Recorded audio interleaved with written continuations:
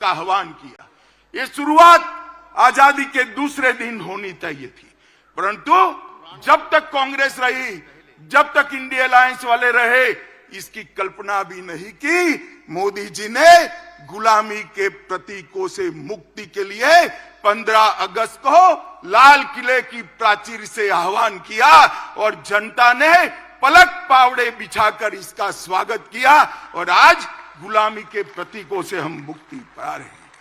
उग्रवाद और आतंकवाद, नक्सलवाद इस देश को 4 दशक से परेशान करता है।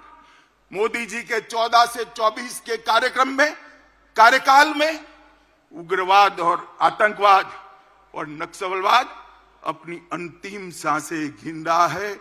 मैं देश की जनता को कहना चाहता हूं, मोदी 3 में ये देश पूर्णतया आतंकवाद, उग्रवाद और नक्सल के कार्यकाल में उग्रवाद और आतंकवाद और नक्सलवाद अपनी अंतिम सांसें गिन रहा है। मैं देश की जनता को कहना चाहता हूं, मोदी 3 में ये देश पूर्णतया आतंकवाद, उग्रवाद और नक्सलवाद से मुक्त होकर शांत और समृद्ध भारत बनने की दिशा में आगे बढ़े। भाई और बहनों, मोदी जी के शासन ने कई विरोधाभास खत्म कर दी। एक समग्रता से सोचने वाला नेतृत्व, एक नीति के आधार पर चलने वाला नेतृत्व, एक युग दृष्टा नेतृत्व किस तरह से काम करता है, इसकी मिसाल कायम की है।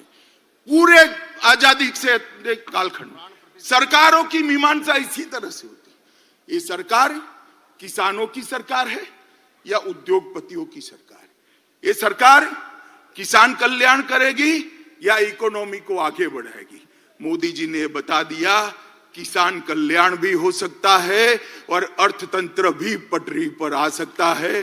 दोनों के बीच में कोई विरोधाभास नहीं। इस सालों तक बहस का बंटवारा रहा, ये सरकार गांवों की है या शहरों की?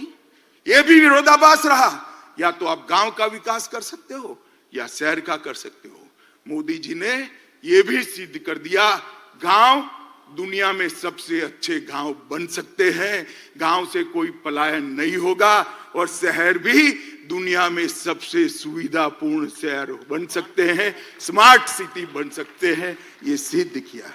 गरीब कल्याण और अर्थतंत्र का विकास, दोनों के बीच में भी बहुत बहस चली। कई बार कई सरकार, कई अर्थशास्त्री, कई पंडित कहते रहे कि जो अर्थशास्त्र का मतलब अर्थतंत्र का विकास करना है तो गरीब कल्याण को छोड़ना पड़ेगा। मैं आज सबके सामने कहना चाहता हूं, हर किसान को हर साल 6,000 रुपया देना, हर गरीब को सभी प्राथमिक सुविधाएं एक साथ दे देना और अर्थतंत्र को 11वें नंबर से 5वें नंबर पर ला देना, वो मोदी जी ही कर सकते हैं और कोई नहीं कर सकता। भाई और बहनों, आज एक संदेश लेकर जाइए यहां से।